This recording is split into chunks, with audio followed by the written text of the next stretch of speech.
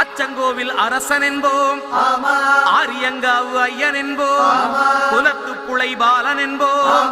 எரிமேலி ஸ்ரீதர்ம சாஸ்தாவென்போம், சொரிமுத்து ஐயனார் அப்பன் என்போம், ஜோதிச ரூபன் என்போம், மகர்ஷி மர்தன் என்போம், மணிகண்ட சுவாமி என்போம், சுகுணவிலாசன் என்போம், சுந்தர ரூபன் என்போம், ஜாதி மத பேதமில்லா கடவுளாம், சத்திய வடிவான தெய்வமாம், ஆபத்தில் காப்பவனாம், அன்னதான பிரபுவாம், உலகத்தின் முப்பற்ற தெய்வமாம்,